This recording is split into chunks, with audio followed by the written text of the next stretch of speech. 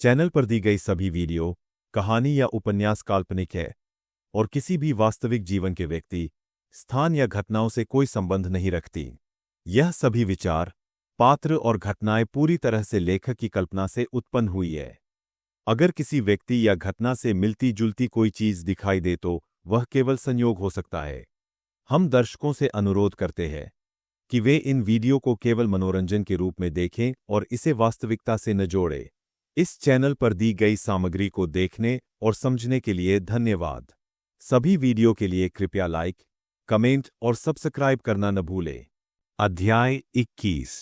अपने पूर्व ससुर और पूर्व सास को देखते हुए सत्यम के चेहरे पर घृणा की अभिव्यक्ति और भी तीव्र हो गई।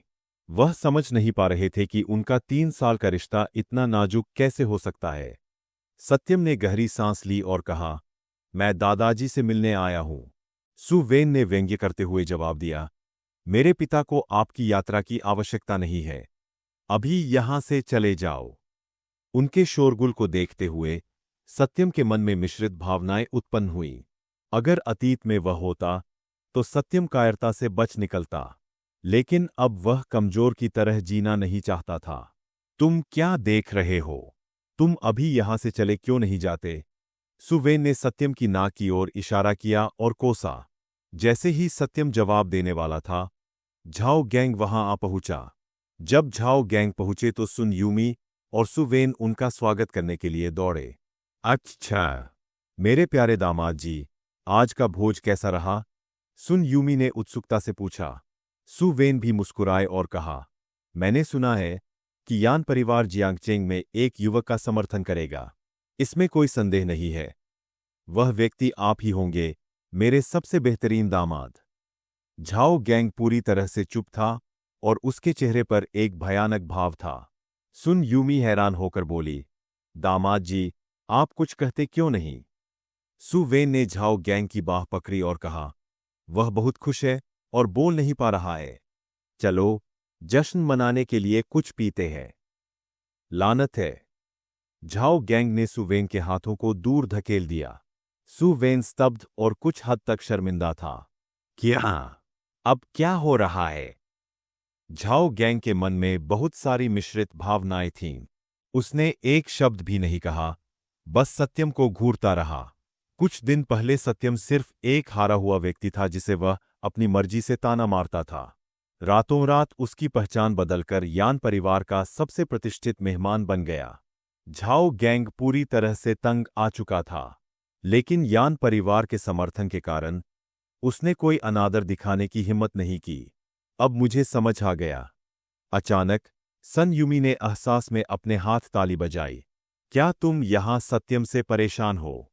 कोई बात नहीं, मैं उसे अभी तुम्हारी नजरों से दूर कर दूंगा। जैसे ही उसने बात खत्म की, सुन यूमी सत्यम के सामने दौड़ी और डांटते हुए बोली, मेरा दामाद घर आ गया है। तुम यहां से चले क्यों नहीं जाते? सुवेन ने अपनी मुट्ठी लहराई और धमकी दी, मैं तुम्हें चेतावनी दे रही हूं। बेहतर होगा कि तुम मेरे दामाद के साथ खिलवाड़ न करो, अन्यथा मैं तुम्हें इसकी कीमत चुकाने पर मजबूर कर दूंगी। सत्यम का धैर्य अपनी सीमा तक पहुंच चुका था। वह सुपरिवार की तरह कृतघ्न व्यक्ति नहीं था, कमीना तो दूर की बात थी। जिन लोगों के साथ उसने इतने दिन और रातें बिताई थीं, उनका सामना करते हुए सत्यम को उनके साथ निर्दयतापूर्वक व्यवहार करना मुश्किल लगा। उसने अपना गुस्सा रोकने की कोशिश की और कहा, मैंने अपना मामला बता दिया है। मैं यहां सिर्फ अपने दादाजी से मिलने आया हूं। सु वेन चिल्लाया, बकवास। तुम्हारे आने की कौन परवाह करता है? हालांकि झाओ गैंग, जो बहुत दूर नहीं था, ने अचानक आदेश दिया, उसे अंदर आने दो। सु वेन और सुन यूमी जब उनकी बातें सुनी तो दंग रह गए। वे अपने कान खुजाते हुए सोचने लगे कि कहीं उन्होंने गलत तो नहीं सुना। दामाद जी, आप उसे अंदर क्यों आने देंगे? चिंता मत करो, मैं। झाओ गैंग ने चिल्लाते हुए सुन यूमी को टोका, मैंने कहा था कि उसे अंदर आने दो। शर्मिंदगी से सन यूमी स्तब्ध रह गई। सु वेन उत्साह से बोली, मेरा दामाद बहुत नरम दिल का है। कोई बात नहीं, आज मैं अच्छे मूड में हूं। हाँ हाँ, बस उसे अंदर आने दो। सुन यूमी ने धमकी भरे अंदाज में कहा। तुम बदमाश, तुम्हें हर चीज के लिए झाओ गैंग को धन्यवाद देना चाहिए। क्या तुम समझ रहे हो? सत्यम ने कोई जवाब नहीं दिया और सीधे सु के घर में चली गई। झाओ गैंग एक मौत के समान पीले चेहरे के साथ पीछे रह गया। झाओ गैंग के दिमाग में एक सीधा सादा विचार था, शायद अगर वह सत्यम से माफी मांग ले तो सब ठीक हो जाएगा। मुझे ऐसे हारे हुए व्यक्ति से माफी क्यों मांगनी है? जितना अधिक झाओ गैंग इसके बारे में सोचता, उतना ही वह अपमानित महसूस करता। लेकिन हालात यहां तक पहुंच गए थे कि उनके पास कोई और विकल्प नहीं था। सु के घर पहुंचने के बाद सत्यम ने बूढ़े मिस्टर सु को आत्मा पोषण की गोली दी। सत्यम ने चुपचाप बूढ़े मिस्टर सु को देखा और कहा, दादाजी, यह आखिरी बार हो सकता है जब मैं आपसे मिलने आया हूं। बूढ़े मिस्टर सु के झुर्रियों वाले चेहरे पर दुहक की झलक दिखी, लेकिन उन्होंने जल्द ही अपनी उदासी छोड़ दी। बूढ़े मिस्टर सु ने आह भरते हुए कहा, मुझे आपसे माफी मांगनी है, सत्यम। बूढ़े मिस्टर सु खुद को रोक नहीं पाए और रोने लगे। मैंने तुमसे सुपरिवार में शादी की थी, यह सोचकर कि तुम हमारे लिए अच्छी किस्मत लाओगे। मेरे स्वार्थ के कारण तुम्हें अपमानित होना पड़ा है। सत्यम ने एक भी शब्द नहीं बोला। बेशक उसे सब कुछ पता था। बूढ़े मिस्टर सु ने विस्तार से बताया, मुझे अपना भाग्य बताया गया है। मैं भविष्यवाणी करता हूं कि मेरा जीवन समाप्त होने वाला है। मेरे पास जीने के लिए बहुत कम दिन बचे हैं। बूढ़े मिस्टर सु ने सत्यम के हाथों को कसकर पकड़ लिया और विनती की, क्या आप सुयान और मुझे माफ कर सकते हैं? सत्यम काफी देर तक चुप रहा, लेकिन अंत में उसने अपना सिर हिलाया और कहा, जो आता है वही जाता है। उसने जो किया है उसके लिए उसे जिम्मेदार होना ही होगा। मैं सुयान को कभी माफ नहीं करूंगा। ये शब्द कहने के बाद सत्यम बूढ़े मिस्टर सु के कमरे से बाहर चला गया। सु परिवार अभी भी लिविंग रूम में इकट्ठा था और झाओ गैंग पर ध्यान केंद्रित कर रहा था। सुन यूमी ने अधीरता से कहा, क्या तुम्हारा काम हो गया? अगर हो गया तो यहां से चले जाओ। सु वेन ने व्यंग्यात्मक लहजे में कहा, तुम्हारे जैसे बेकार और असफल व्यक्ति को देखकर मुझे हमेशा बहुत गुस्सा आता है। तुमने हमारे 3 साल बर्बाद कर दिए हैं। झाओ गैंग को अच्छी तरह से देखो। उसे यान परिवार ने चुना है। अब अपने आप को देखो। तुम्हारा मूल्य केवल कपड़े धोने और खाना पकाने में है। सत्यम ने शुरू में तो उन्हें नजरअंदाज करना चाहा, लेकिन उन शब्दों को सुनने के बाद वह और अधिक सहन नहीं कर सका। उसने सुपरिवार को ठंडेपन से देखा और हर शब्द को कड़वाहट से बोला, हारे हुए, मैं तुम्हें कुछ बताऊं। मैं ही हूं जिसे यान परिवार ने चुना है, झाओ गैंग ने नहीं। अध्याय 22। सत्यम सुपरिवार के साथ बहस नहीं करना चाहता था, लेकिन उन्होंने सीमा पार कर ली। यहां तक कि मिट्टी की मूर्ति में भी गुस्सा होता है। सत्यम कोई अपवाद नहीं था।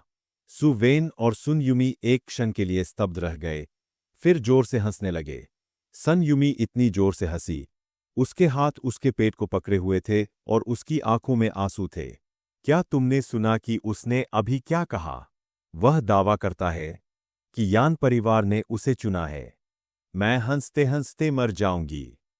सु वेन ने भी यही रवैया दिखाया।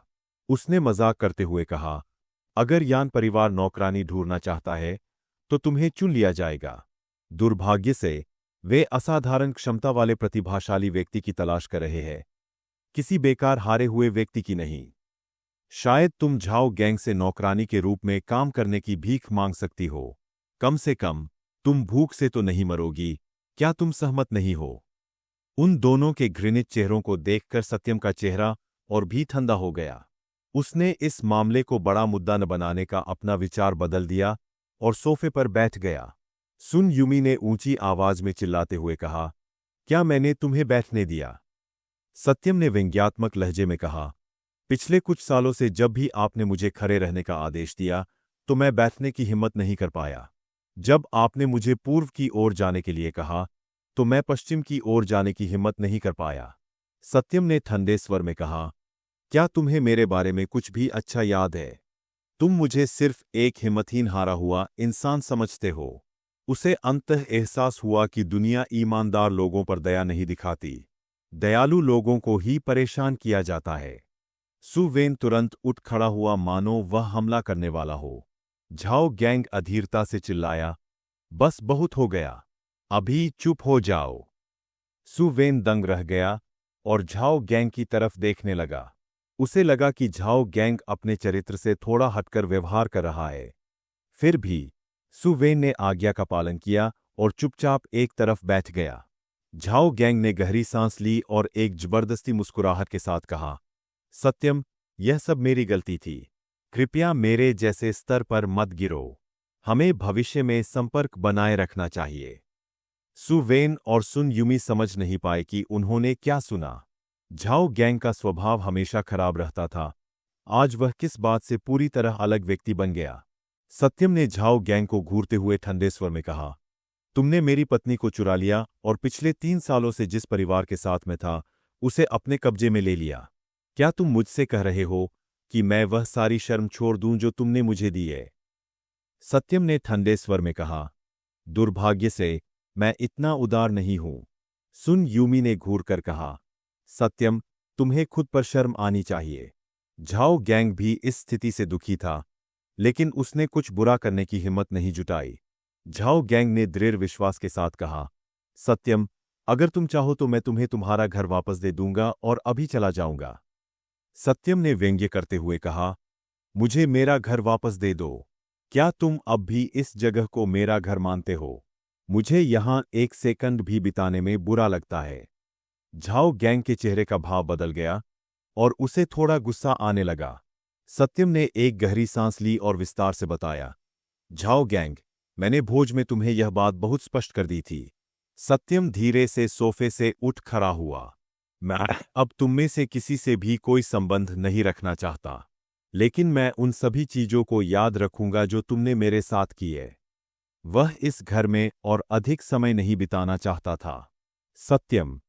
झाओ गैंग चिल्लाया जैसे ही सत्यम घर से बाहर निकलने वाला था। सत्यम ने रुककर ठंडी आवाज में पूछा, तुम्हें और क्या चाहिए? झाओ गैंग ने अपने दांत पीसते हुए कहा, आप वास्तव में हमारे साथ क्या करने की योजना बना रहे हैं? सत्यम ने ठंडे स्वर में उत्तर दिया, आपको इसके बारे में स्वयं सोचना चाहिए।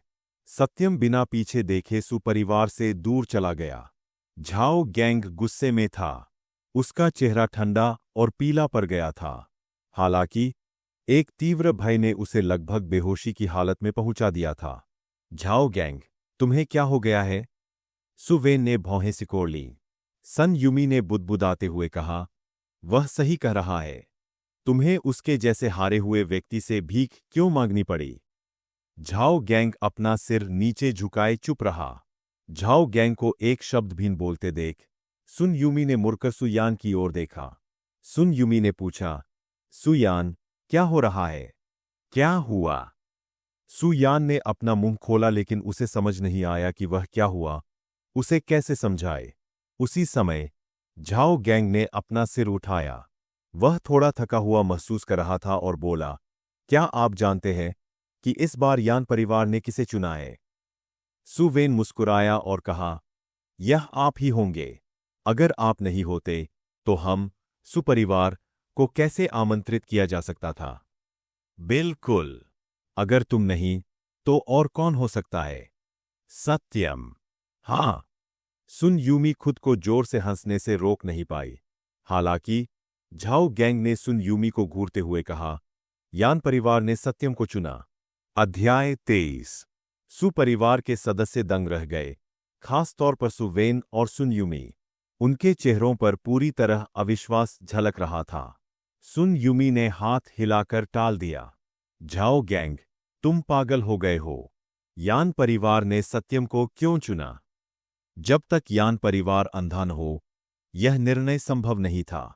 झाओ गैंग ने सुन यूमी को ठंडी आंखों से देखा और कहा, मैं भी इस पर विश्वास नहीं करना चाहता था, लेकिन यान परिवार ने सत्यम को चुना था। सु यान ने अनिच्छा से कहा, क्या तुम्हें अभी भी वह लड़की याद है जिसे सत्यम कुछ दिन पहले घर लाया था? वह लड़की मिस यान थी। टेलीविजन पर आ रही खबरों की आवाज ने सु यान का ध्यान भंग कर दिया। समाचार मीडिया यान परिवार के भोज पर रिपोर्टिंग कर रहा था। वे देख सकते थे कि सत्यम मंच पर खड़ी थी और आत्मविश्वास के साथ बोल रही थी। सबसे चौंकाने वाली बात यह है कि झाओ गैंग भी स्क्रीन पर दिखाई दिए। स्पॉटलाइट में उनके चेहरे पर शर्मिंदगी और पछतावे का भाव और भी स्पष्ट दिखाई दे रहा था। लानत है! झाओ गैंग गुस्से में खड़ा हो गया। अंततः उसे एहसास हुआ कि क्यों उस पर ध्यान केंद्रित किया जा रहा था। इसका उद्देश्य यह था कि जियांगचेंग शहर में हर कोई उसे एक पाखंडी और घृणित बदमाश के रूप में देखे। सुन यूमी का चेहरा दुख से रंगा हुआ था। कैसे? यह कैसे संभव हो सकता है? सु वेन भी चेहरे पर उलझन भरे भाव लिए चुपचाप बैठा रहा। सत्यम इसके लायक नहीं है, सुन यूमी ने दांत पीसते हुए कहा। अपने मोबाइल फोन को हाथ में कसकर पकड़े हुए, दांत पीसते हुए झाओ गैंग किसी गड्ढे में घुस जाना चाहता था। सन यूमी को अचानक कुछ ख्याल आया। यह भयानक है। अब जब यान परिवार ने सत्यम को चुना है, तो क्या वह हमसे बदला लेगा? उसकी बातें सुनकर सु वेन का चेहरा भी काला पड़ गया। वह हमें कभी जाने नहीं देगा। सु वेन उन सभी व्यंग्यात्मक शब्दों के बारे में सोचकर भयभीत होने लगा जो उन्होंने पहले उस पर फेंके थे। सुन यूमी को अचानक बूढ़े मिस्टर सु का ख्याल आया। जल्दी से अपने पिता से बात करो, उन्हें पता होगा कि क्या करना है। बूढ़े मिस्टर सु ही एकमात्र व्यक्ति थे जिन्होंने सत्यम के साथ एक इंसान की तरह व्यवहार किया। वह उनसे माफी मांग सकता था। पूरा सु परिवार बूढ़े मिस्टर सु के कमरे की ओर दौड़ा। बूढ़े मिस्टर सु अपने कमरे में बैठे परेशान महसूस कर रहे थे। सत्यम का जाना भी उनके लिए एक बड़ा झटका था। पिताजी, शोक मनाना बंद करें। कृपया सत्यम से बात करें और हम सबकी खातिर उससे माफी मांगे, सुन यूमी ने उत्सुकता से पूछा। बूढ़े मिस्टर सु को यह समझ में नहीं आ रहा था कि क्या हो रहा है। सुन यूमी ने जल्दी से कहा, ठीक है, मैं नहीं जानती कि इसे इतने कम समय में कैसे समझाया जाए। सु वेन ने कहा, मूल रूप से हमें जितनी जल्दी हो सके सत्यम की माफी प्राप्त करनी चाहिए। यह और भी बेहतर होगा अगर हम उसे अपने घर में वापस ला सके। बूढ़े मिस्टर सु अपना सिर हिलाए बिना न रह सके। सत्यम ने जाते समय एक दृढ़ निर्णय लिया। बूढ़े मिस्टर सु को समझ आ गया कि वह कभी वापस नहीं आएगा। बूढ़े मिस्टर सु ने कमजोरी से हाथ हिलाया। तुम ही थे जिन्होंने उसे जाने पर मजबूर किया। क्या तुम्हें लगता है कि तुम्हारे कहने से वह यहां वापस आ जाएगा? बस उससे बात करने की कोशिश करो। अगर वह वापस नहीं आया, तो यह हमारे सुपरिवार का अंत होगा। सु वेन चिंतित दिखी। बूढ़े मिस्टर सु ने उसे नजरअंदाज कर दिया। उसने अपना हाथ हिलाया और बड़बड़ाया, रहने दो, रहने दो, यही नियति है। मुझे स्वार्थवश उसे पहले ही हमारे सुपरिवार में नहीं लाना चाहिए था। जो बोओगे वही काटोगे। बूढ़े मिस्टर सु ने पहले ही यह देख लिया था। सुन यूमी ने गुस्से से जवाब दिया, जब हमें तुम्हारी जरूरत है तो तुम बेकार हो। कोई बात नहीं, मैं जाऊंगी। मैं खुद ही यह करूंगी। मुझे विश्वास नहीं होता कि वह मुझे अस्वीकार कर देगा, सन यूमी ने दृढ़ता से कहा। इस बीच सत्यम ड्रैगन पैराडाइज विला के आंगन में हतप्रभ बैठी थी। सत्यम को यह महसूस हुआ कि सुपरिवार ने उसके साथ कैसा व्यवहार किया। सत्यम के मन में अब सुपरिवार के लिए कोई भावना नहीं थी। उसे उनके प्रति केवल अकथनीय घृणा और घृणा महसूस होती थी। सत्यम जल्दी से खड़ा हो गया। उसने दूर तक देखा और बुदबुदाया, मैं अब कभी भी उतना कायर नहीं हो पाऊंगा जितना पहले हुआ करता था। अतीत की बातें सुधार से परे है, लेकिन हम भविष्य में जो छिपाए उसे प्राप्त करने का प्रयास कर सकते हैं। उसी समय यान रुक्सुए की कार अचानक विला में आ घुसी।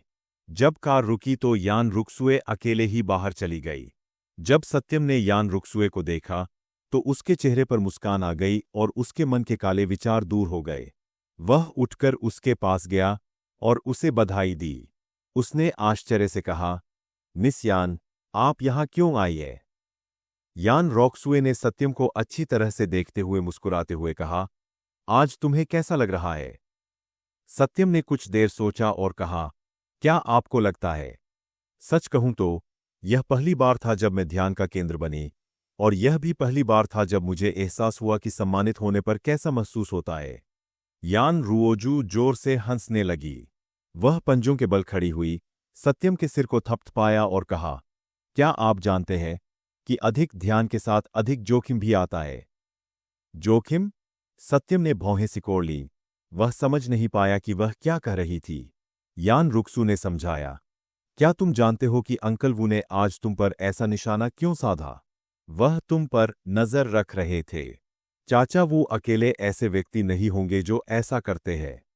अब जब सभी को मेरे और आपके रिश्ते के बारे में पता चल गया है, तो और भी लोग जानबूझकर हमें कमियां निकालने की कोशिश करेंगे। सत्यम ने कोई आवाज नहीं की। वह वही खड़ा रहा, कुछ क्षण सोचता रहा और फिर मजाकिया लहजे में बोला, क्या तुम्हारा मतलब है प्रेम प्रतिद्वंद्वी जैसा? भार में जाए तू। यान रोक्सू ने सत्यम को गुस्से से घूरा। यान रुक्सू ने सख्त लहजे में कहा, लेकिन आपने जो कहा वह सही है। सत्यम ने कड़वी मुस्कान दी। उसने निस्संदेह परिणामों के बारे में सोचा था। चूंकि यान रुक्सुए एक असाधारण लड़की थी, इसलिए सामाजिक और राजनीतिक प्रभाव वाले अनगिनत लोग उसे पाने की कोशिश में थे। भले ही सत्यम और यान रुक्सू के बीच कोई आधिकारिक रिश्ता नहीं था, लेकिन यह स्पष्ट था कि यान रुक्सू सत्यम का पक्ष लेती थी। क्या तुम डर गए हो? यान रुक्सू ने पलकें झपकाकर पूछा। सत्यम ने यान रुक्सू को दृढ़ भाव से देखा।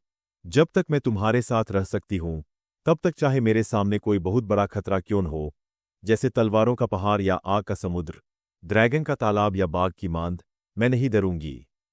माहौल तीव्र हो गया। हवा में एक अस्पष्ट तनाव था। यान रोक्सू की आंखें पानी की तरह साफ थीं।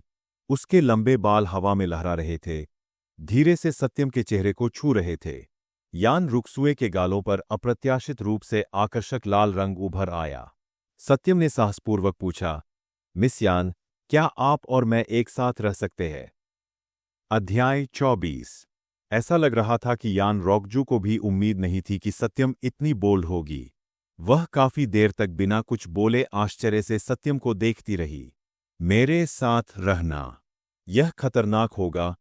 यान रोक्सू ने अपनी बड़ी आंखों से सीधे सत्यम को देखा। मुझे डर नहीं लग रहा है। सत्यम की निगाहें बेहद दृढ़ थीं। यान रुक्सू ने मुस्कुराते हुए अपना सिर हिलाया और कहा, सत्यम, जियांगचिंग एक छोटी सी जगह है। तुमने यह भी नहीं देखा कि जिंगडू में लोग कैसे व्यापार करते हैं।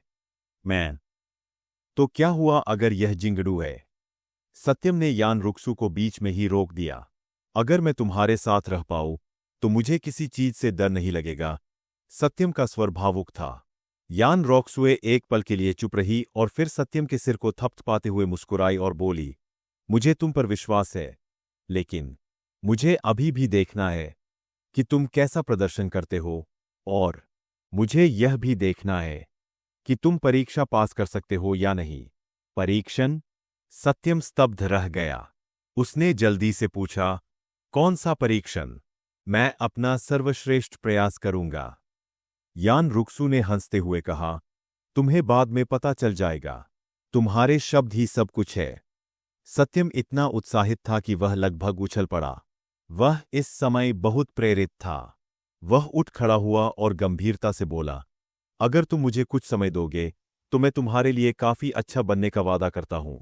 मैं पूरी दुनिया को दिखा दूंगा कि मैं तुम्हें पसंद करता हूं। मैं जिंगडू यान परिवार के पास जाऊंगा और ईमानदारी से तुम्हारे सामने शादी का प्रस्ताव रखूंगा। जैसे ही उसने सत्यम के आत्मविश्वास भरे रूप को देखा, यान रोकजू भी भावुक होने लगी। आत्मविश्वास से भरे पुरुष सबसे अधिक आकर्षक होते हैं, और सत्यम भी इससे अलग नहीं थी। यान रोक्सू ने सत्यम की ओर देखा और हंसते हुए कहा, ठीक है, तो मुझे ज्यादा देर तक इंतजार मत करवाओ। मैं नहीं करूंगा। सत्यम ने जोश से अपना सिर हिलाया। सत्यम के जीवन में यान रोक्सू के आगमन ने उसे पूरी तरह से बदल दिया था। जब यान रुक्सू चला गया, तो सत्यम जमीन पर बैठ गया और अपने चारों ओर की आध्यात्मिक ऊर्जा को अंदर खींच लिया। लेकिन इस क्षेत्र में आध्यात्मिक ऊर्जा बहुत कम हो गई थी और पूरी रात सत्यम की शक्ति में कोई प्रगति नहीं हुई। लेकिन यह सब व्यर्थ नहीं था। जब से वह आध्यात्मिक साधना के मार्ग पर निकला था, सत्यम को यह महसूस हो रहा था कि उसकी मनस्थिति धीरे धीरे बदल रही है। उनकी मनस्थिति अविश्वसनीय रूप से मजबूत हो गई थी और वह पहले की आत्महीनता और कायरता से पूरी तरह भिन्न थी। जैसा कि कहावत है, साधना का मार्ग जितना लंबा होगा, उतना ही ठंडा होगा। यह सच प्रतीत होता है। सत्यम ने मन ही मन सोचा। जब वह बाहर जाने की तैयारी कर रहा था तो अचानक एक कार तेजी से आती हुई दिखाई दी। लेईहू अपने अंगरक्षक के साथ कार से बाहर निकले, जिसके हाथ में 2 उपहार बक्से थे। सत्यम को थोड़ा आश्चर्य हुआ। उसका लेईहू से कोई संपर्क नहीं था, फिर वह अचानक कैसे प्रकट हो गया? हालांकि सत्यम को तुरंत समझ आ गया। लेईहू जैसे लोग व्यवसाय करने के लिए लगभग हमेशा ही अपने संपर्कों पर निर्भर रहते थे। अब मिस यान के साथ उसके रिश्ते की चर्चा पूरे जियांगचेंग में फैल चुकी थी। लेईहू जरूर उसकी चापलूसी करने के लिए यहां आया होगा।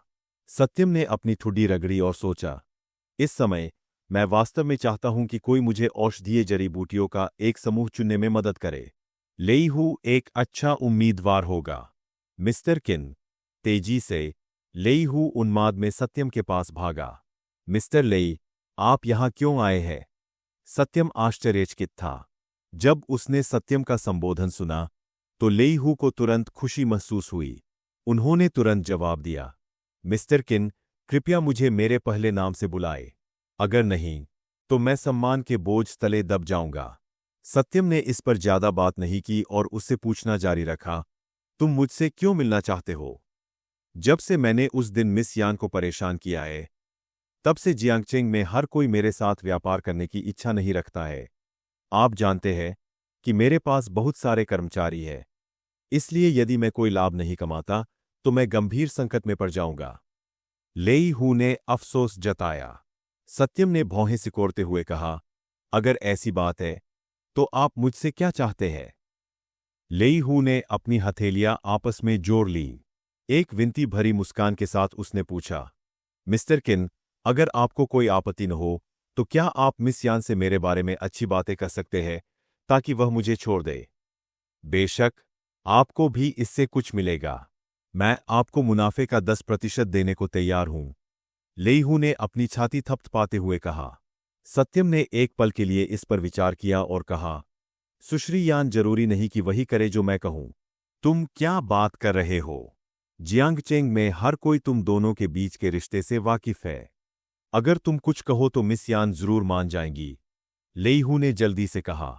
सत्यम एक पल के लिए चुप रहा, फिर निर्भीकता से बोला, ठीक है, मैं कोशिश करूंगा, लेकिन मुझे लाभ का 30% चाहिए। सत्यम को वास्तव में पैसों की जरूरत थी और हाल की घटनाओं के बाद सत्यम को यह भी एहसास हुआ कि ज्यादा नरम दिल होने से इस व्यापारिक दुनिया में खुद को स्थापित करना मुश्किल हो जाएगा। लेईहू ने भौहें सिकोड़ी और दांत पीसते हुए कहा, ठीक है, मैं तुम्हें वचन देता हूं। लेईहू ने अपने बगल में खड़े अंगरक्षक को देखा और चिल्लाया, श्री किन के लिए उपहार घर के अंदर रख दो। नहीं, इसे यही छोड़ दो। सत्यम ने उपहार ले लिए और लेईहू के अंगरक्षक की ओर देखने लगा। यह अंगरक्षक मजबूत और गंभीर था। उसकी गंध से यह स्पष्ट था कि वह एक अभ्यासी था। मिस्टर किन, यह लांस है, मेरा निजी अंगरक्षक। जैसा कि आप जानते हैं, मेरे जैसे लोग हमेशा खतरे में रहते हैं, इसलिए मुझे सावधान रहना पड़ता है। लेईहू ने सत्यम की निगाहों को देखते हुए समझाया। तब लेईहू ने गर्व से कहा, लांस भी लिनचेंग के मिस्टर लिन का शिष्य है। लिनचेंग? यह नाम सत्यम के लिए अपरिचित था। हाँ, लिनचेंग के मिस्टर लिन, जिन्हें जियांगचेंग में नंबर 1 मार्शल आर्ट प्रैक्टिशनर माना जाता है। लेईहू ने मुस्कुराते हुए कहा, जियांगचेंग का नंबर 1 मार्शल आर्ट प्रैक्टिशनर। यह शीर्षक सत्यम के लिए थोड़ा आश्चर्यजनक था। तो फिर अगर कुछ और नहीं हुआ तो मैं चला जाऊंगा, लेईहू ने कहा। 1 मिनट रुको, सत्यम ने लेईहू को पुकारा। उसने धीमे स्वर में कहा, मुझे आपसे एक अनुरोध करना है। मिस्टर किन, पूछिए। अगर यह मेरी क्षमता में है तो मैं मना नहीं करूंगा। लेईहू ने अपनी छाती थपथपाई और कहा। सत्यम ने धीमी आवाज में कहा, मुझे कुछ जड़ी बूटियां चाहिए। जितनी ज्यादा होंगी उतनी अच्छी होंगी, और जितनी पुरानी होंगी उतनी अच्छी होंगी। लेईहू दंग रह गया। उसने कुछ उलझन में पूछा, मिस्टर किन, आपको जड़ी बूटियों की क्या जरूरत है? मैं तुम्हें बाद में विस्तार से बताऊंगा, सत्यम ने हाथ हिलाते हुए कहा। ठीक है, कोई समस्या नहीं है। लेईहू ने जल्दी से अपना सिर हिलाया। जैसे ही उसके मुंह से ये शब्द निकले, कोई और दरवाजे से अंदर आया। सुन यूमी और सुयान दरवाजे से अंदर आ रहे थे और इधर-उधर देख रहे थे। ऐसा लग रहा है कि सुयान ने भी अपने कपड़े पहनने में बहुत मेहनत की है। उसने एक बहुत छोटी गुलाबी स्कर्ट पहनी हुई थी और उसके साथ एक छोटा टैंक टॉप था जो मुश्किल से उसके शरीर को ढक रहा था। उसके पैरों में काले रंग की रेशमी मोजे थे। अध्याय 25। जब उसने दोनों महिलाओं को देखा तो सत्यम को अचानक घृणा का एहसास हुआ। हे भगवान सत्यम, अब आप इतने अच्छे घर में रह रहे हैं। सुन यूमी ने अपने आसपास का निरीक्षण करते हुए कहा। सत्यम ने ठंडी आंखों से सुन यूमी को देखा और कहा, तुम क्या चाहते हो? अपनी तरफ देखो। अगर मेरे मन में कोई उद्देश्य न हो तो मैं तुमसे मिलने नहीं आ सकती। सुन यूमी ने प्रसन्नतापूर्वक उत्तर दिया। यान परिवार के सत्यम के साथ संबंध के बारे में पता चलने से पहले और बाद में उसके रवैये में आए अंतर ने उसे और अधिक घृणा का अनुभव कराया। लेईहू एक तरफ खड़ा था। वह असहज लग रहा था क्योंकि उसे बीच में बोलने का सही समय नहीं मिल पा रहा था। सत्यम ने मुड़कर कमरे के अंदर चला गया। सुन यूमी ने यह देखा और सुयान पर एक सरसरी नजर डाली। हालांकि सुयान अनिच्छुक थी, फिर भी वह उसके पीछे कमरे में चली गई। जैसे ही वे लिविंग रूम में दाखिल हुए, सुन यूमी ने कहा, यह घर बहुत आलीशान है। यह हमारे घर से कहीं बेहतर है। सत्यम ने ठंडी आवाज में बड़बड़ाया और कुछ नहीं कहा। सत्यम, तुम देखो, हम 3 साल से एक साथ रह रहे हैं। 3 साल के बंधन को इतनी आसानी से नहीं छोड़ा जा सकता। सुन यूमी ने सत्यम के भावनात्मक पक्ष को छूने की कोशिश की। सुपरिवार की शिक्षा के कारण आप अब बड़ी सफलता प्राप्त करने में सक्षम हैं। है ना? सुन यूमी ने बेशर्मी से कहा। जब सत्यम ने यह सुना तो वह अपनी हंसी रोक नहीं सका और बोला, सुपरिवार की शिक्षा? आपने मुझे क्या सिखाया? कपड़े धोना और खाना बनाना, या डांटना और मारना? सन यूमी का चेहरा शर्म से लाल हो गया और वह हंसते हुए बोली, ओह, यह सब अतीत की बात है। भले ही आप और सुयान तलाकशुदा हो गए हों, मैं हमेशा आपके साथ परिवार की तरह व्यवहार करूंगी। उसके बाद सुन यूमी ने सुयान से चिल्लाकर कहा, जाओ सत्यम के लिए एक गिलास पानी ले आओ। सुयान शर्मीली सी आगे आई। जब उसने सत्यम के लिए पानी डाला तो वह जानबूझकर सत्यम की बाहों में फिसल गई। सौभाग्य से सत्यम ने तेजी से प्रतिक्रिया की और जल्दी से एक तरफ हट गया। सुयान, जिसे सत्यम की बाहों में गिरना था, वह जमीन पर गिर पड़ी। आउच! सुयान ने अपने चेहरे पर पीड़ा भरी नजर के साथ अपनी बाह को ढक लिया। उसके बाद वह जमीन से उठी और सत्यम को गुस्से से देखा। वह गुस्सा करने वाली थी। हालांकि सुन यूमी ने उसे ऐसा करने से पहले ही रोक दिया।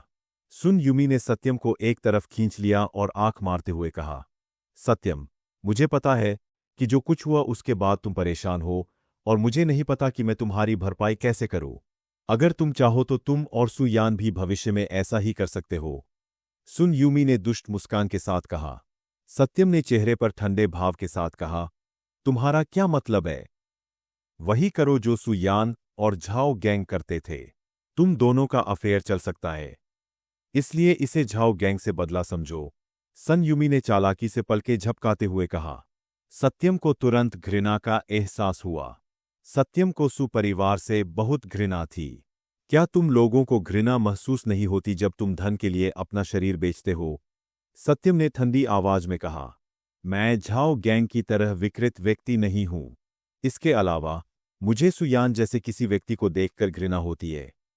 इसलिए बेहतर है कि मैं तुम्हें झाओ गैंग के पास छोड़ दूं, सत्यम ने बिना दया के कहा। जब उसने सत्यम के शब्द सुने तो सुयान अपने क्रोध को और अधिक नहीं रोक सकी। उसने सत्यम की ओर उंगली उठाई और कोसा। सत्यम, तुम वाकई बेशर्म हो। क्या तुम भूल गए हो कि तुम कैसे मेरी चापलूसी करते थे? सिर्फ इसलिए कि मैं पहले मूर्ख था इसका मतलब यह नहीं है कि मैं अब भी मूर्ख हूं, सत्यम ने भावहीन स्वर में कहा। सुयान ने दांत पीसते हुए कहा, सत्यम, क्या तुम सिर्फ मुफ्तखोर नहीं हो? तुम एक हारे हुए व्यक्ति हो जिसने अपनी पूरी जिंदगी सिर्फ महिलाओं पर ही निर्भर किया है। हम देखेंगे कि तुम कब तक यह घमंडी हरकतें जारी रख सकते हो। सुन यूमी को थोड़ी सी नाराजगी महसूस हुई कि इस समय दोनों के बीच सामंजस्य बिठाना असंभव था। पराजित महसूस करते हुए सुन यूमी ने भी अपना रवैया बदल दिया और डांटा, सु यान सही है, तुम पूरी तरह से असफल हो, जो जीवन भर असफल ही रहेगी। जैसा कि अपेक्षित था, तेंदुआ कभी अपना धब्बा नहीं बदलता। सौभाग्य से सत्यम को अब कोई परवाह नहीं थी। उसने ठंडे स्वर में कहा, बाहर निकलो, तुरंत बाहर निकलो। सु यान ने अपनी बाहें पार की और हंसते हुए कहा, तुम्हारी हिम्मत है मुझे गाली देने की। ऐसा मत सोचो कि तुम जो चाहो कर सकते हो, सिर्फ इसलिए कि तुम्हारे पास यान परिवार है जो तुम्हारी रक्षा करता है। याद है पिछली बार लेईहू ने तुम्हें कैसे पीटा था? मैं झाओ गैंग से कह सकती हूं कि वह लेईहू को बुलाए और तुम्हें फिर से पीट दे। अध्याय 26। सु यान ने सत्यम को घूर कर देखा। उसे विश्वास था कि लेईहू का जिक्र सत्यम को डरा देगा। सत्यम लगभग हंस पड़ा। लेईहू उसके ठीक बगल में खड़ा था। लेईहू भी हैरान था।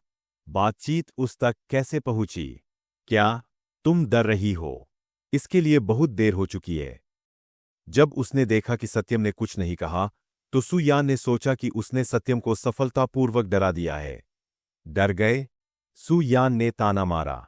सत्यम खुद को रोक नहीं सका और हंस पड़ा। किस बात का डर? क्या डर है कि लेईहू मुझे परेशान करेगा?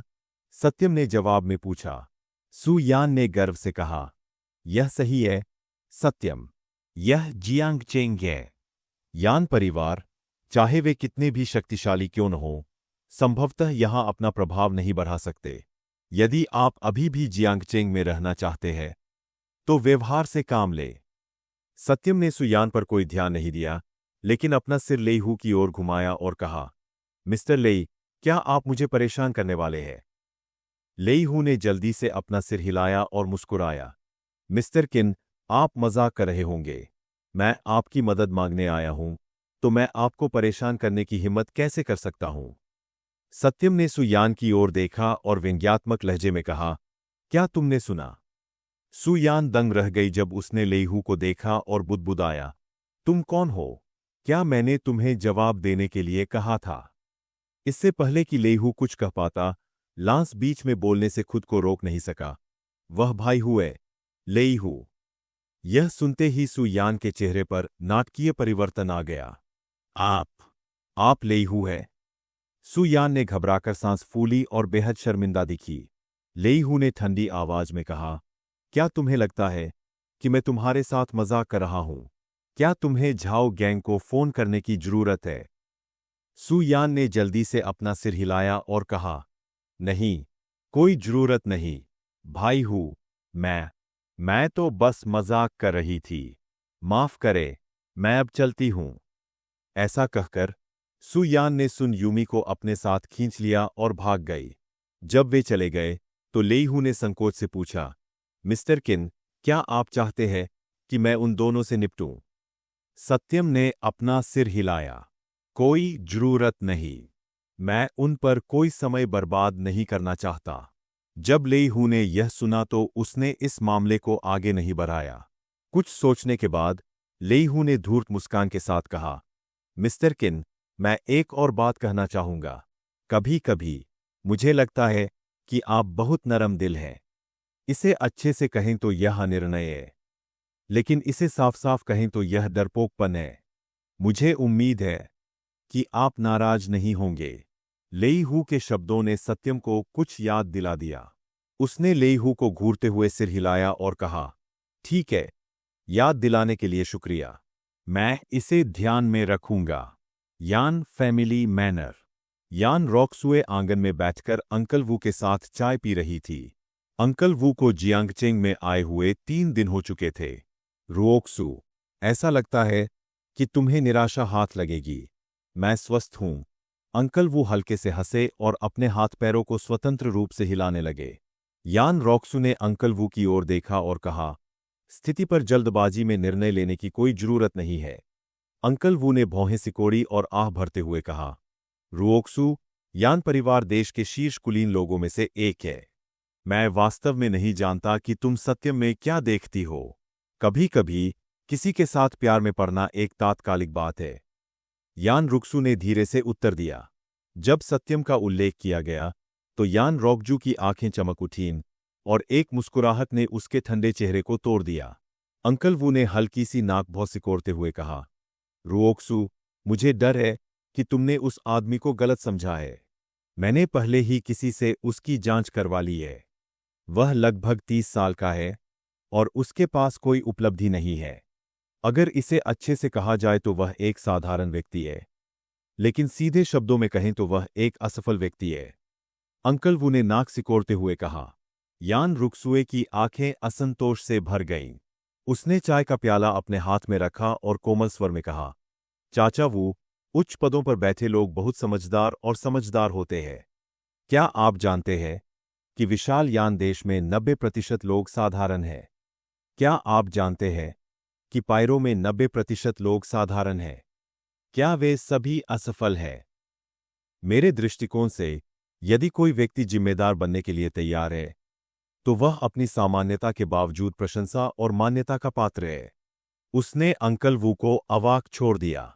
यह सच है, लेकिन तुम सत्यम के स्तर से बाहर हो। उसके पास जो कुछ भी है, वह सब तुमसे और यान परिवार से आया है। अगर तुम जियांगचेंग छोड़ दोगे, तो सत्यम 2 दिन से ज्यादा जिंदा नहीं रह पाएगा, अंकल वू ने ठंडी आवाज में कहा। जब उसने यह सुना, तो यान रुक्सू बस हंस पड़ी। क्या तुम सच में सोचते हो कि जियांगचेंग जैसा छोटा शहर उसे रोकने के लिए काफी है? यान रुक्सू ने अपनी भौहें उठाईं। चाचा वू ने नाक भौं सिकोड़ते हुए कहा, वह एक हारा हुआ व्यक्ति है, तो आप यह क्यों कहते हैं कि उसे रोका नहीं जा सकता? यान रोक्सू ने इस पर विचार किया और कहा, क्या हुआ, अंकल वू, मैं आपके साथ शर्त लगाऊंगा। 1 महीने में सत्यम निश्चित रूप से आपको प्रभावित करेगा।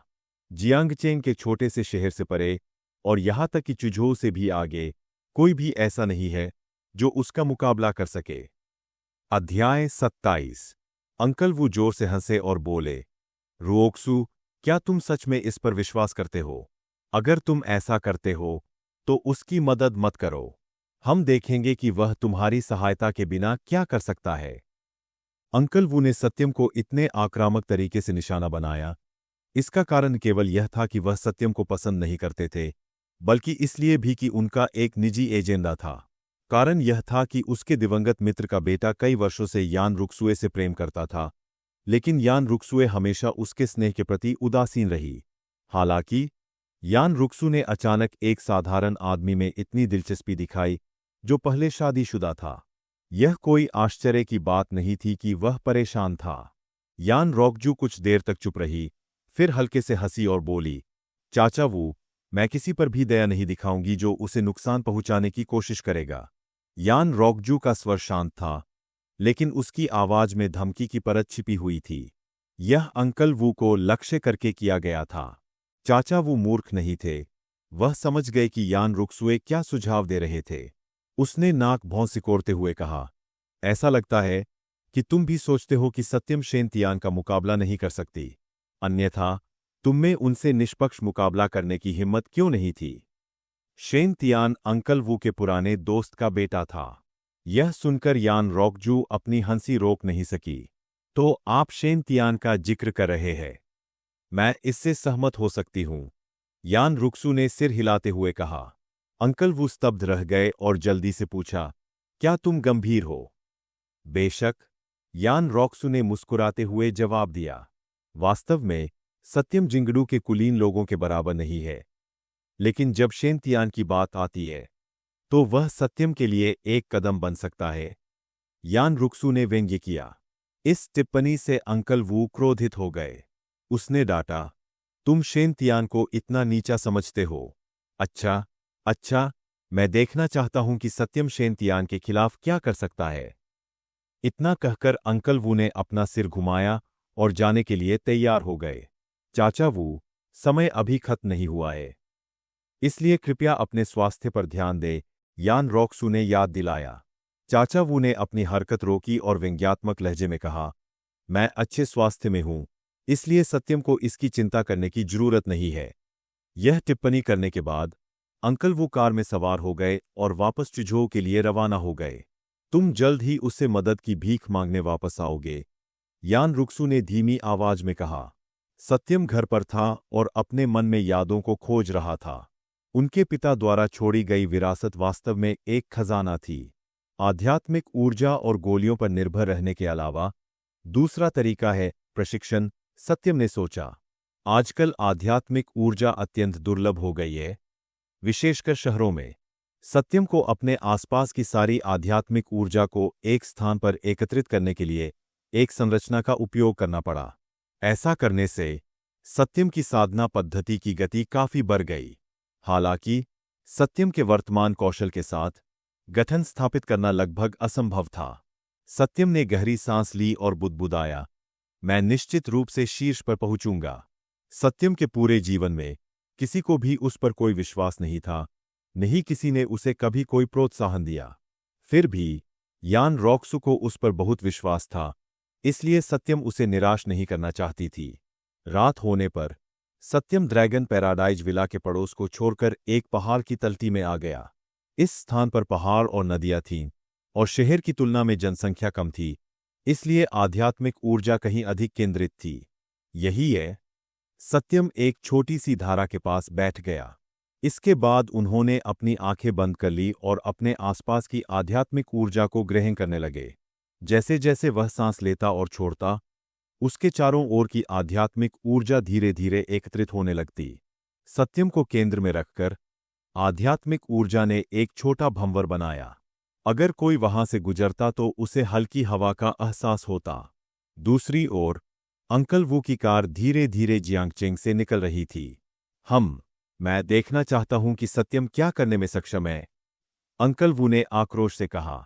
उसके बगल में खड़े आदमी ने जबरदस्ती मुस्कुराते हुए कहा, मिस्टर वू, सत्यम वास्तव में कोई नहीं है, लेकिन अगर आप उसकी वजह से यान परिवार को नाराज करेंगे तो हालात खराब हो जाएंगे।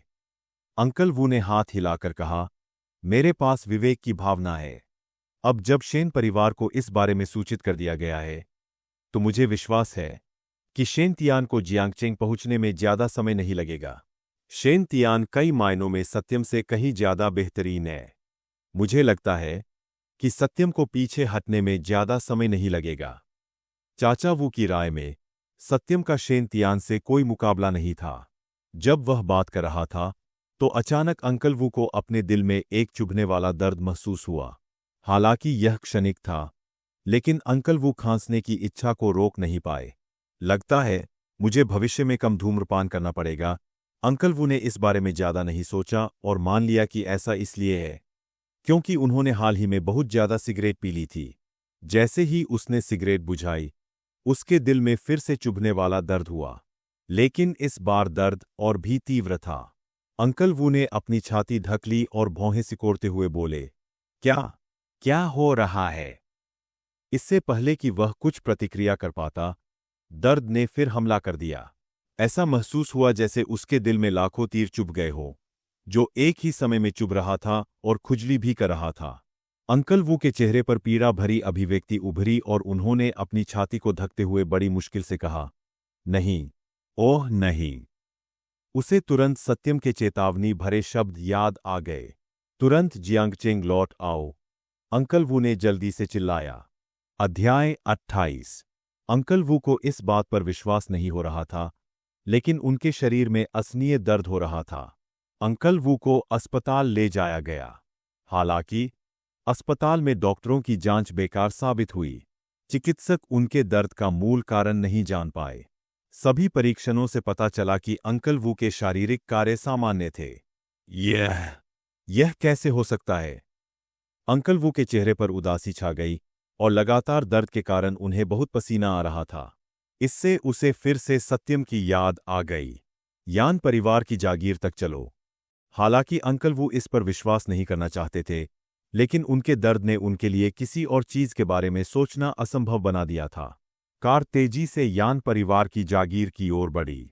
यान रुक्सुए शाम की हवा का आनंद लेते हुए मनोर में बैठी चाय की चुस्कियां ले रही थी। मिस यान, क्या सत्यम के लिए मिस्टर वू से झगड़ा करना मूर्खतापूर्ण नहीं है? सचिव उसे चेतावनी देने से खुद को रोक नहीं सका। यान रुक्सू ने उसे देखा और मुस्कुराते हुए कहा, यह मूर्खतापूर्ण क्यों है? नुकसान तो उसे ही होगा, मुझे नहीं। सचिव ने आह भरते हुए कहा, हालांकि आप सत्यम को बचाने की कोशिश कर रहे हैं, लेकिन इस तरह से काम करने से मिस्टर वू सत्यम से और भी ज्यादा नफरत करने लगेंगे। इससे उन्हें कुछ परेशानी भी हो सकती है। बिना परेशानी के वह कैसे आगे बढ़ सकता है? यान रुक्सू ने मुस्कुराते हुए कहा। इसके अलावा अंकल वो वापस आ जाएंगे। यान रोक्सू ने दरवाजे की ओर देखते हुए शांति से कहा। जैसे ही उसके मुंह से ये शब्द निकले, अंकल वो की कार ड्राइववे पर आकर रुकी। देखो, वह पहले ही वापस आ चुका है। यान रुक्सू के होठों पर एक आत्मविश्वास भरी मुस्कान उभरी। उसने अपने हाथ से चाय का प्याला नीचे रखा और उसका स्वागत करने की पहेल की। चाचा वू, आप फिर से वापस क्यों आए हैं? यान रुक्सू ने मुस्कुराते हुए कहा। चाचा वू ने अपनी छाती ढक ली और पीरा में कहा, रुओक्सू, जल्दी करो और सत्यम से कहो कि वह आकर मुझसे मिले। जल्दी करो। यान रोक्सुए को कोई परेशानी नहीं हुई और उसने सहज मुस्कान के साथ कहा, चाचा वू, क्या यह अशिष्टता नहीं है कि आप सत्यम को आने के लिए कहें, जबकि आप ही मदद मांग रहे हैं? अंकल वू के चेहरे पर भाव बदल गए। उन्हें पता था कि यान रोक्सुए जानबूझकर उन्हें परेशान कर रही थी। हालांकि उसके पास कोई और विकल्प नहीं था। अंकल वू केवल पीड़ा में विनती कर सकते थे, मुझे अब उस पर विश्वास है। क्या आप मुझे उससे मिलवा सकते हैं? यह बहुत ज्यादा मांग है। यान रोक्सु बिल्कुल भी चिंतित नहीं दिखी। अंकल वू ने पीड़ा में कहा, जल्दी करो, मैं अब और दर्द सहन नहीं कर सकता। यान रुक्सु सिर्फ अंकल वू को सबक सिखाना चाहती थी और उसका उन्हें कोई नुकसान पहुंचाने का इरादा नहीं था। वह तुरंत अंकल वू को ड्रैगन पैराडाइज विला ले आई। वे सत्यम के घर पहुंचे, लेकिन चारों ओर देखने के बाद उन्हें सत्यम कहीं नहीं मिली। वह कहाँ है? अंकल वू ने अधीरता से पूछा। यान रुक्सु ने अपना सिर हिलाया और कहा, मुझे कुछ पता नहीं है, मैं उसे फोन करूंगी। यान रोक्सु ने अपना सेल फोन निकाला और सत्यम को फोन किया। दुर्भाग्य से सत्यम का फोन बंद था। यह बंद हो गया है, यान रुक्सु ने पराजित स्वर में कहा। अंकल वू का चेहरा बहुत ही अप्रिय हो गया। उन्हें ऐसा लग रहा था कि वे किसी भी क्षण असहनीय दर्द से बेहोश हो सकते हैं। जल्दी से उसे ढूंढो, अंकल वू ने घबराहट में चिल्लाया। हाँ, मिस्टर वू। चाचा वू के आदमी जल्दी से बाहर भागे। हालांकि पूरे जियांगचेंग की खोज के बावजूद वे सत्यम को नहीं ढूंढ सके। इससे अंकल वू को बहुत निराशा हुई। उन्होंने कड़वाहट से कहा, हम क्या कर सकते हैं? उसके अधीन काम करने वाले आदमी ने गुस्से से कहा, सत्यम ने यह जानबूझकर किया होगा। वह वास्तव में एक बदमाश है। यान रोकजू ने उसकी ओर देखा और गंभीर हंसी के साथ कहा, तुम लोगों को उस पर बिल्कुल भी विश्वास नहीं था, फिर भी तुम उम्मीद करते थे कि वह घर पर तुम्हारा मूर्खतापूर्ण इंतजार करेगा। मैं। अंकल वू के आदमी शब्दहीन हो गए।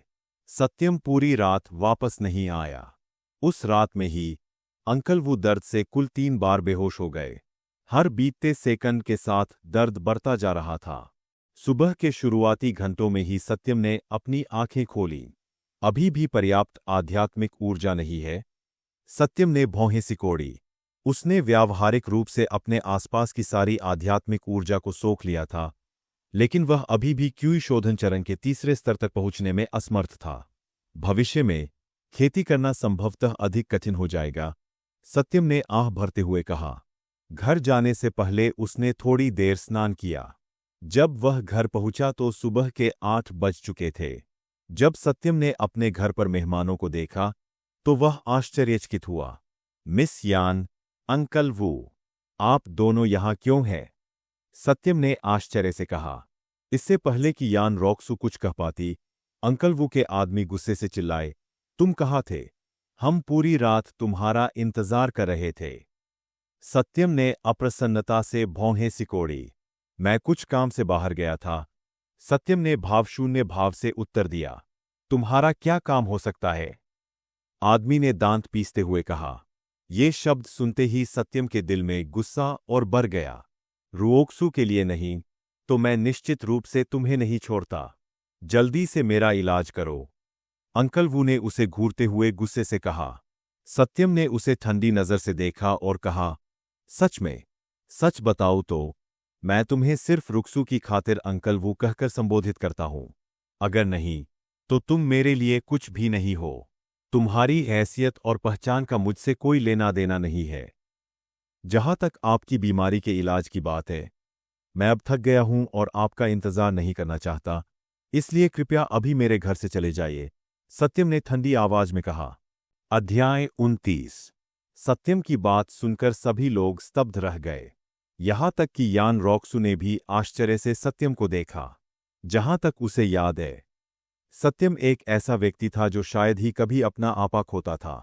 हालांकि यान रॉक्सू तुरंत जोर से हंस पड़ी। ऐसा लग रहा था कि वह सत्यम की प्रतिक्रिया से बेहद खुश थी। बेटे, तुमने अभी क्या कहा? यह सुनकर अंकल वो तुरंत गुस्से से भर गए। उसके अधीन काम करने वाला आदमी आगे बढ़ा और ठंडे स्वर में बोला, क्या तुम जानते हो कि मिस्टर वू कौन है? तुमने उनसे इस तरह बात करने की हिम्मत कैसे की? यह सुनकर सत्यम ने उन्हें उदासीनता से देखा और जवाब दिया, मैंने तुमसे कहा था कि उसकी स्थिति और पद का मुझसे कोई लेना देना नहीं है। शुरू में मैंने अपनी दयालुता के कारण उसे उसकी बीमारी के बारे में चेतावनी दी थी, लेकिन तुम्हारा यह अधिकारपूर्ण रवैया मुझे घृणास्पद लगता है। मैं उसका इलाज करने से इनकार करता हूं, इसलिए भाग जाओ। यह सुनकर अंकल वू के अधीन काम करने वाला आदमी तुरंत क्रोधित हो गया। उसने आगे बढ़कर ठंडे स्वर में चेतावनी दी, मिस्टर वू का अभी इलाज करो, नहीं तो मैं तुम्हें मार डालूंगा। क्या ऐसा है? सत्यम चिल्लाया। उसने पहले वार करने का फैसला किया और उसके चेहरे पर मुक्का मारा। इस मुक्के से वह आदमी उछलकर नीचे गिर गया, यहां तक कि उसके मुंह से एक दांत भी गिर गया। तुम? उसने गुस्से से सत्यम को देखा। अपना मुंह खोलने से पहले वापस जाओ और ठीक से प्रशिक्षण लो, सत्यम ने ठंडे स्वर में चेतावनी दी। ऐसा कहकर सत्यम मुड़ी और घर में वापस चली गई। उसने जोर से दरवाजा बंद कर दिया। वहां एकदम सन्नाटा छा गया। अंकल वू के हाव भाव से स्पष्ट था कि वे क्रोधित थे। हालांकि दर्द के कारण वह केवल समझौता कर सकते थे। रुओक्सुए, क्या अपने बड़ों के साथ ऐसा ही व्यवहार करना चाहिए? अंकल वू ने गहरी सांस ली और कहा। यान रुक्सू ने हंसते हुए कहा, चाचा वू, अब जब आप ही दूसरों से मदद की भीख मांग रहे हैं, तो आपको इतना अहंकारी और नीच व्यवहार नहीं करना चाहिए। यान रुक्सू ने उदासीनता से कहा, तुम लोगों के बीच जो कुछ भी होता है, मैं उसमें हस्तक्षेप नहीं करूंगी। अपनी बात को साबित करने के लिए वह कार में बैठ गई और वहां से चली गई। चाचा वू का चेहरा दर्द से विकृत हो गया और उन्होंने पीड़ा से अपनी छाती ढक ली। हालांकि सत्यम ने उस आदमी की बात पर कोई ध्यान नहीं दिया। समय तेजी से बीत गया। 1 घंटा आया और पलक झपकते ही बीत गया। अंततः अंकल वू इसे और सहन नहीं कर सके। वह बड़ी मुश्किल से आगे बढ़ा और सत्यम के दरवाजे पर दस्तक दी। उसने पीड़ा में कहा, सत्यम, मैंने बहुत बुरा व्यवहार किया। मुझे तुमसे माफी मांगनी है। कमरे में सन्नाटा था। अंकल वू ने पीड़ा में कहा, सत्यम, कृपया मेरी मदद करो। मैं अब और बर्दाश्त नहीं कर सकता। यह मेरी गलती है कि मैं इतना अहंकारी हो गया। बस रुक्सू की खातिर मेरी मदद करो। मैं। इससे पहले कि अंकल वू अपनी बात पूरी कर पाते, दरवाजा खुल गया। सत्यम हाथ में एक गोली लेकर दरवाजे पर खड़ा था। यह गोली ले लो और तुम्हें बेहतर महसूस होगा। सत्यम ने उसे एक काली, बदसूरत गोली फेंकी। यह सुनकर अंकल वू ने जल्दी से गोली उठाई और ध्यान से उसकी जांच की। यह गोली अत्यंत बदसूरत थी और भेड़ की लीद जैसी दिखती थी। इससे अंकल वू को विश्वास हो गया कि सत्यम जानबूझकर उनके साथ खिलवाड़ कर रही थी। सत्यम, क्या तुम्हें यकीन है कि इससे मेरी बीमारी ठीक हो सकती है? अंकल वू ने झिझकते हुए कहा, आप इस पर विश्वास करें या न करें, यह आप पर निर्भर है। अगर आपको मुझ पर विश्वास नहीं है, तो आप इसे फेंक सकते हैं। सत्यम ने ठंडे स्वर में उत्तर दिया। युवक ने फिर से दरवाजा बंद कर दिया और कमरे में वापस चला गया। अंकल वू ने गोली को घूर कर देखा। हालांकि उन्हें संदेह था, लेकिन दर्द के कारण वे ठीक से सोच भी नहीं पा रहे थे। उन्होंने विश्वास की छलांग लगाने का फैसला किया। अंकल वू ने गोली अपने मुंह में डाली और निगल ली। जैसे ही गोली उसके शरीर में प्रवेश की, अंकल वू को गर्मी का एहसास हुआ। गर्मी उसके शरीर से होकर उसके हृदय तक पहुंची। बहुत जल्द ही उसके दिल का दर्द कम होने लगा। कुछ ही मिनटों में चाचा वू को यह जानकर आश्चर्य हुआ कि उनके दिल की चुभने वाली पीड़ा पूरी तरह से गायब हो गई थी। अंकल वू ने आश्चर्य से अपनी छाती को छुआ। मुझे यकीन नहीं हो रहा। मैं ठीक हो गया हूं। आखिर सत्यम कौन था? उसके पास इतनी बेहतरीन चिकित्सा कौशल कैसे हो सकता था? क्या यह हो सकता है कि यान रुक्सू ने जो कहा वह सच था? अगर आपको और कुछ नहीं चाहिए, तो आप लोग अब जा सकते हैं। कमरे से सत्यम की आवाज आई। इस समय सत्यम के मन में अंकल वू के प्रति कोई अच्छी भावना नहीं थी। अगर यान रुक्सू की खातिर नहीं, तो वह बूढ़े आदमी की बिल्कुल भी मदद नहीं करता। अंकल वू ने अपना मुंह खोला लेकिन कोई आवाज नहीं निकली। इसके बजाय उन्होंने बस अपना सिर हिलाया। मिस्टर वू, आपकी बीमारी इस बच्चे की वजह से ही हुई होगी, अन्यथा अस्पताल आपके दर्द का निदान कैसे नहीं कर सकता था? इसके अलावा यह कैसे संभव है कि आप सिर्फ एक गोली लेने से ठीक हो गए? अंकल वू के अधीन व्यक्ति ने सत्यम पर लगातार आरोप लगाए। अध्याय 30। जब उसने अपनी साधना पद्धति को परिष्कृत करना शुरू किया, तो सत्यम की सुनने की शक्ति में काफी सुधार हुआ। यद्यपि उसके कमरे के बाहर दो व्यक्ति धीमी आवाज में बात कर रहे थे, सत्यम उन्हें स्पष्ट रूप से सुन सकता था। अंकल वू के अधीनस्थ ने अंकल वू की ओर उम्मीद भरी निगाहों से देखा। ऐसा लग रहा था कि वह उनके जवाब का इंतजार कर रहा था। चाचा वू ने सत्यम के कमरे की ओर देखा और एक शब्द भी नहीं कहा। काफी देर बाद अंकल वू ने हाथ हिलाते हुए कहा, चलो चुझो लौट चले। इस घटना के बाद अंकल वू की सत्यम के प्रति धारणा बदल गई थी, लेकिन उसके मन में कुछ शंकाएं भी थीं। मिस्टर वू, आप इसे ऐसे ही नहीं छोड़ सकते। क्या होगा अगर मैं चुपके से शेंतियान की मदद करूं? अंकल वू के अधीनस्थ ने सुझाव दिया। चाचा वू एक क्षण के लिए चुप रहे और फिर हाथ हिलाया। अब से मैं सत्यम और शेंतियान के बीच जो कुछ भी होता है, उसमें हस्तक्षेप नहीं करूंगा, अंकल वू ने आह भरते हुए कहा। लेकिन मिस्टर वू, अब और मत बोलो। अंकल वू ने हाथ हिलाकर उसे बीच में ही रोक दिया। जब चाचा वू चले गए, तो सत्यम ने अपनी योजना तैयार करना शुरू कर दिया। अभी सबसे महत्वपूर्ण बात पैसा कमाना था, क्योंकि वह हर चीज के लिए यान रुक्सू पर निर्भर नहीं रह सकता था। जैसे ही वह कमरे में बैठा, उसने आत्मा पोषण की गोली बनानी शुरू कर दी। यद्यपि इस तरह की गोली बनाना आसान था, लेकिन मानव शरीर के लिए इसके जबरदस्त लाभ थे। आजकल शराब और सेक्स की वजह से कई लोगों की सेहत खराब हो रही है। भले ही वे शारीरिक रूप से स्वस्थ दिखें, लेकिन असल में वे अंदर से अस्वस्थ है। आत्मा पोषण की गोली शरीर के लिए एकदम सही उपाय थी। गोली बनाने में सत्यम को पूरा दिन लग गया। आत्मा पोषण गोली के अलावा सत्यम ने यान रुक्सुए के लिए एक विशेष एक्वाराइम गोली भी बनाई। इस एक्वाराइम पिल को बनाने में अकेले सत्यम को 3 घंटे लगे। एक्वाराइम पिल बनाने के लिए प्रयुक्त जड़ी बूटियों का चयन सत्यम द्वारा सावधानीपूर्वक किया गया था, तथा उसने अपने पास उपलब्ध जड़ी बूटियों में से सर्वोत्तम जड़ी बूटियों का चयन किया था। मैंने मिस यान को कभी कोई उपहार नहीं दिया है, इसलिए यह मेरी सराहना का छोटा सा प्रतीक होगा, सत्यम ने सोचा। वह डॉलर स्टोर की ओर गया और एक्वाराइम पिल रखने के लिए एक लकड़ी का बक्सा खरीदा। इसके बाद सत्यम ने एक्वाराइम पिल को पकड़ लिया और यान परिवार की जागीर की ओर दौड़ पड़ी। जब वह यान रुक्सुए के घर पहुंचा, तो यान रुक्सुए फोन पर थी। जब उसने सत्यम को देखा, तो यान रॉक्सु ने तुरंत फोन रख दिया और आश्चर्य से कहा, सत्यम, तुम यहां क्या कर रहे हो? सत्यम ने व्यंग्यात्मक ढंग से मुस्कुराते हुए कहा, मैं यहां माफी मांगने आया हूं। माफी मांगू? किस बात के लिए माफी मांगू? यान रुक्सु की खूबसूरत आंखों में आश्चर्य साफ झलक रहा था। सत्यम ने शर्मिंदगी से जवाब दिया, मुझे आज सुबह आपके अनुरोध को अनदेखा नहीं करना चाहिए था।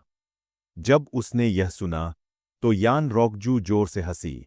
उसने आंखें घुमाई और कहा, बेवकूफ, मैं इसके लिए तुम्हें क्यों दोषी ठहराऊंगी? इसके बजाय, अगर तुम अपने लिए खड़े नहीं होते, तो मैं वास्तव में तुमसे घृणा करती। सचमुच?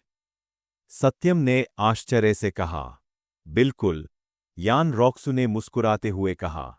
सत्यम, मुझे यह ज्यादा पसंद है कि तुम दूसरों के साथ रहने के बजाय खुद की तरह व्यवहार करो, क्योंकि तुम इस बात को लेकर बहुत चिंतित रहती हो कि वे क्या सोचते हैं, यान रुक्सू ने गंभीरता से कहा।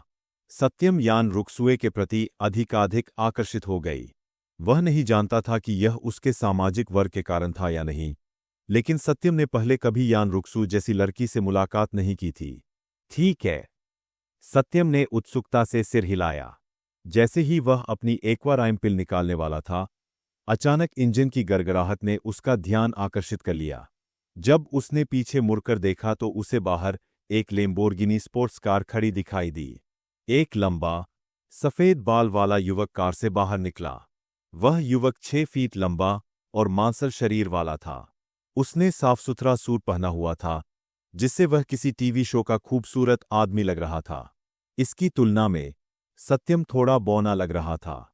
यह युवक कोई और नहीं बल्कि चुझोऊ का शेन तियान था। शेन तियान घर में चला गया और जल्दी से यान रुक्सुए के पास गया। मिस यान, आपने मुझे क्यों नहीं बताया कि आप चुझोऊ में हैं? शेन तियान ने चेहरे पर भावुक भाव के साथ कहा। मैं तुम्हें क्यों बताऊंगा? हालांकि यान रुक्सू ने उसमें कोई दिलचस्पी नहीं दिखाई। उसकी प्रतिक्रिया से शेन तियान को असहज महसूस हुआ। उसने खांसते हुए कहा, मैंने सुना है कि तुम हाल ही में सत्यम नाम के एक युवक के करीब आ रही हो। सच कहूं तो मैं यह जानने को उत्सुक हूं कि वह किस तरह का आदमी है जो मिस यान की नज़र में आ सकता है। मैं सत्यम हूं। सत्यम आगे बढ़ा। शेन तियान ने सत्यम को देखा और मुस्कुराते हुए कहा, सच में, आप सत्यम हैं? यह सच है। सत्यम ने चेहरे पर भावशून्य भाव के साथ जवाब दिया। शेन तियान अपनी हंसी को बड़ी मुश्किल से दबा पाया। क्या उसके सामने खड़ा यह छोटा लड़का उसका प्रतिद्वंद्वी था? अपने नम्र विचारों के बावजूद शेन तियान ने फिर भी विनम्रता से अपना हाथ बढ़ाया और कहा, नमस्ते। सत्यम ने तुरंत अपना हाथ मिलाने के लिए आगे बढ़ाया। नमस्ते। सत्यम ने भावशून्यता से अभिवादन किया। जिस क्षण उनके हाथ एक दूसरे से टकराए, सत्यम को लगा कि कोई बहुत बड़ी ताकत उसके हाथ को दबा रही है। शेन तियान के चेहरे पर एक ताना मारने वाली भावना थी। सत्यम की आंखें सिकुड़ गईं। जवाब में उसने ठंडी मुस्कान दी। अगले ही पल शेन तियान के चेहरे के हाव भाव बदलने लगे। वह खुशी से लेकर आश्चर्य, क्रोध और घबराहट में बदल गया। शेन तियान को ऐसा लगा जैसे उसके हाथ में लोहे की एक छड़ी पकड़ ली गई हो। उसे डर था कि उसकी हड्डियां टूटने वाली है।